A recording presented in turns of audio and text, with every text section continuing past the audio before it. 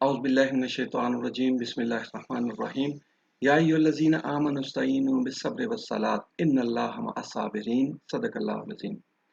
ये सूरह बकरा की आयत नंबर 153 है और इस आयत में अल्लाह रब्बुल इज़्ज़त ने फरमाया कि ऐ लोगो जो ईमान लाए हो, सब्र और नमाज से मदद हासिल किया करो और ये कि बेशक अल्लाह रब्बुल इज़्ज़त सब्र करने वालों के साथ है।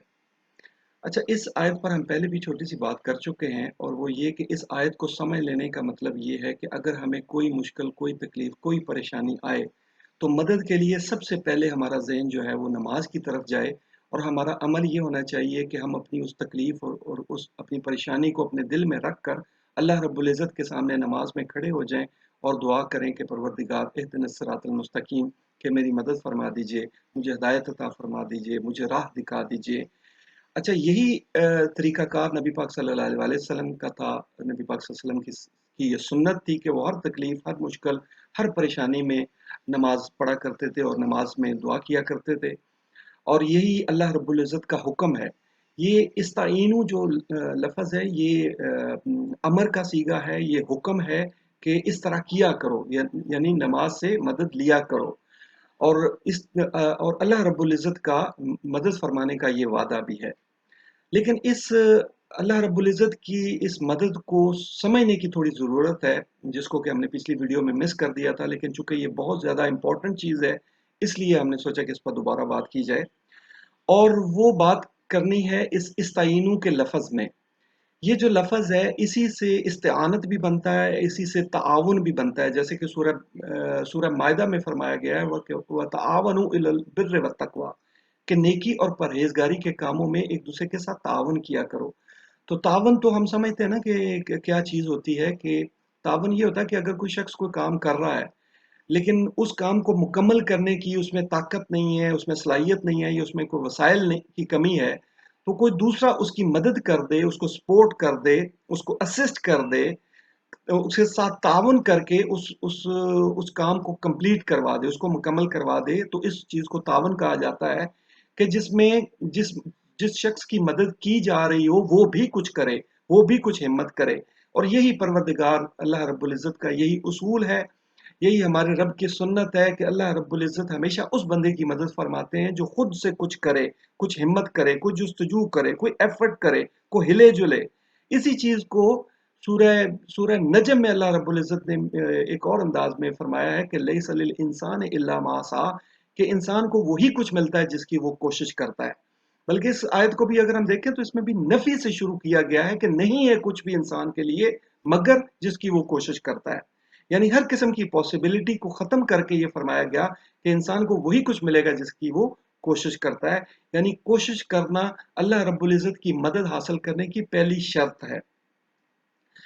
और ये एक ऐसी शर्त है, ये एक ऐसा असूल है या कानून है समझ लीजिए, कि जो हमें कुरान पाक में भी जिसकी के निशानियाँ नज़र आती हैं और बड़ी खूबसूरत निशानियाँ नज़र आती हैं। मसलन जब हज़रत मूसा अलैहिस्सलाम ने अल्लाह रब्बुल इज़्ज़त से अपने लोगों के लिए पानी माँगा, तो परवरदिगार ने फरमाया कि मूसा अपना असा या अपनी लाठी इस पत्थर पर मारो। तो हज़रत मूसा अलैहिस्सलाम ने जब लाठी को पत्थर पे मारा तो उसमें से 12 चश्मे फूट पड़े। अब क्या ख्याल है कि वो 12 चश्मे जो हैं उस पत्थर में से उस लाठी की चोट से निकले, उस लाठी की ताकत से निकले, कि उन्होंने इतनी जोर से वो लाठी मारी कि उसमें से 12 चश्मे फूट पड़े? नहीं है ना ऐसा। वो चश्मे अल्लाह रब्बुल इज़्ज़त के हुक्म से निकले थे। और क्या ख्याल है कि अल्लाह रब्बुल इज़्ज़त उस पत्थरों को खुद से हुक्म नहीं दे सकते थे कि तुम 12 चश्मे निकाल दो? नहीं, लेकिन ये हमें और समझाने वाली बात है, ये बताने वाली बात है कि अल्लाह रब्बुल इज़्ज़त की सुन्नत है कि मूसा आप कुछ करोगे तो आपको ये 12 चश्मे मिलेंगे, पानी मिलेगा। यही उसूल, यही कानून हम सब के लिए है कि लैसा लिल इंसान इल्ला मा सा। तो अल्लाह रब्बुल इज़्ज़त से जब भी हमने मदद हासिल करनी है तो खुद कुछ कोशिश करनी है, खुद कुछ एफर्ट करनी है, कुछ जुस्तजू करनी है, कुछ दुआ करनी है। ये दुआ भी एफर्ट में आती है। ये दुआ अल्लाह रब्बुल इज़्ज़त से मांगना भी इस कोशिश में आता है, उस एफर्ट में आता है। अच्छा, दूसरी चीज़ जो है इसी आयत में वो है कि सब्र।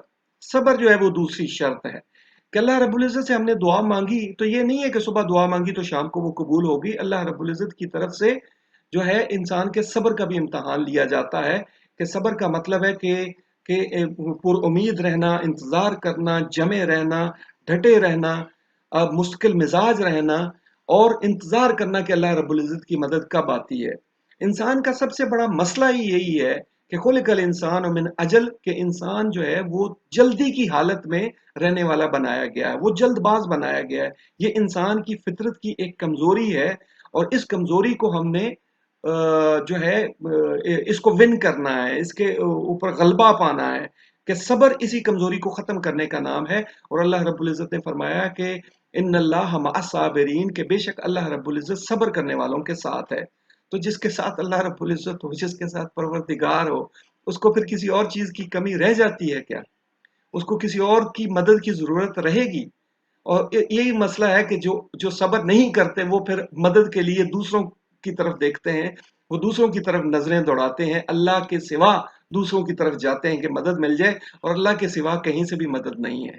मदद सिर्फ अल्लाह रब्बुल इज़्ज़त की तरफ से है और उसकी शर्त यह है कि सब्र और एफर्ट। अल्लाह रब्बुल इज़्ज़त तावन फरमाते हैं मदद में, हमेशा इंसान खुद कुछ करता है तो उसमें अल्लाह रब्बुल इज़्ज़त मदद फरमाते हैं।